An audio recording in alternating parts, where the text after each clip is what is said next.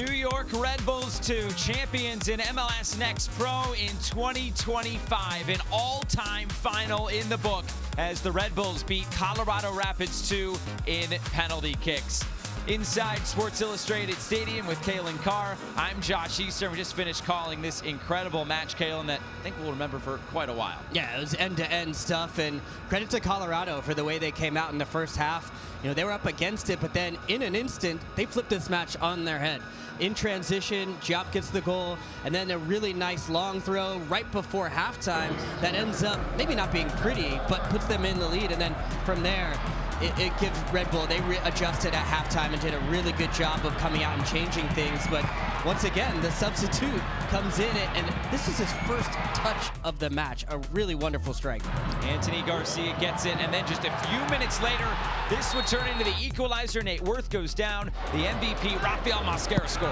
Yeah, and he already had a goal in this one, so was coming in confident, but the personality to step up in the big moment from the penalty spot and put it in the back of that. And then speaking of penalties, we go to the penalty kick shootout.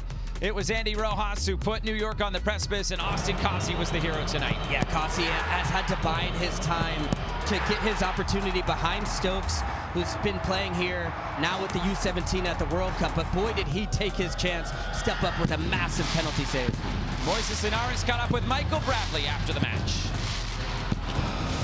Hey guys, I'm here with Michael Bradley. Congratulations, coach.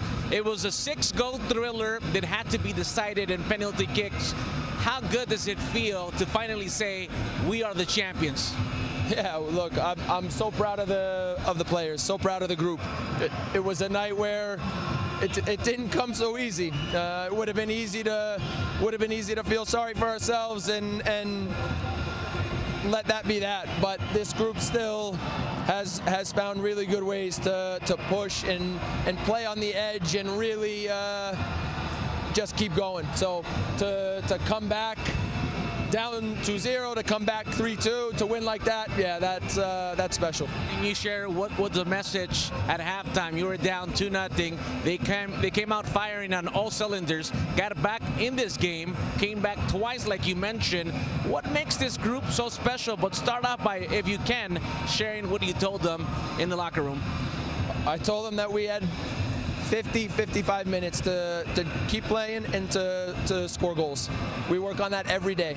Every single day in training, we make different games and we play football, and we work on our ideas in terms of creating chances and scoring goals. And so, yeah, I said, just keep going. The first half didn't go our way, no problem. You have a team full of stars, a lot of talented players that we're probably going to see at the MLS level pretty soon. Can you talk about this team and the fact that it's so talented, and we saw it today with the way they came back? It's a really, really fun group to work with. Young guys who are so motivated, young guys who come in every day with a look in their eye like they'll do anything to get better and to take the next step. And so, yeah, as a young coach, I couldn't ask for anything more in that sense. Congratulations on your first trophy. I'm gonna let you go celebrate, and best of luck moving forward. Thank you. Guys, back to you up top.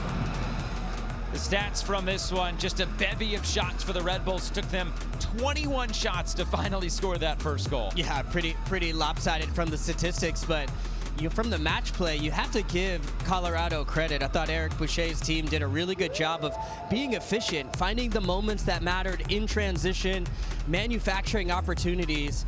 And look, they had control of this game for a minute, and Red Bull give them a ton of credit, as Michael Bradley mentioned, showing the resilience to come back and get it done.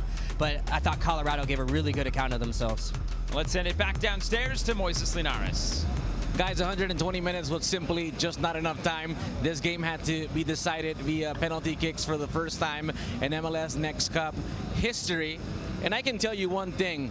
The better team to start the game was definitely the Red Bulls, but after those first 2 goals by Colorado that struck lightning twice, this building was deflated. You can hear a pin drop. Things were very quiet, and I think Kalen mentioned it during the broadcast. Now, what changed was the attitude and the atmosphere came back to life when we saw Rod Mitchell and we saw Rafael Mosquera get on the scoreboard. I spoke to both players after the game and the celebration, and I said, what was the difference maker? Rafael Mosquera had a very interesting answer. He said, Michael Bradley, the speech he gave during halftime, that was the difference maker. We knew we could win this game. We knew we could compete, and we believed in ourselves. But according to Rafael Mosquera, what made the difference was Michael Bradley, and I think he sold himself short. When I spoke to him, he tried to downplay it, and he's all about let the players have their moment. He was not even on the stage celebrating. He wanted them to feel and enjoy this huge moment that perhaps, and we know that for some, is the biggest moment of their career thus far. Guys, back to you. Moises, thanks so much. And Kalen, this was an all-time final. 6 goals, penalty kick shootouts, a 2-0 lead, gone. A 3-2 lead, gone. What are you going to remember most about this? Yeah, had a bit of everything. I think the moment that sticks out to me the most will be the age profile attached to this. I think of Red Bulls Club lifting the trophy, and it was a 16-year-old captain, Adrian Mehmedi, who was just bossing the midfield, has, you know, a really unique profile as far as his comfortability on the ball, the technical ability, but also a bit of leadership and the trust of the manager, who's probably the best American player ever to play in that position, one of the all-time leaders, and now one of the most promising young managers in our sport as well. So I thought the sort of symmetry between that of a young manager, a young captain, and all the talent across the field for Red Bull, for them to, in this year, even first year for Michael Bradley here at this club, to lift the trophy was a really memorable moment for me. Just an uber impressive night all around. We will remember this one for a long time as New York Red Bulls 2 are champions in MLS Next Pro in 2025. It finished 3-3 after 120, and then it was the Red Bulls who won it in penalty kicks. That's all from Sports Illustrated Stadium.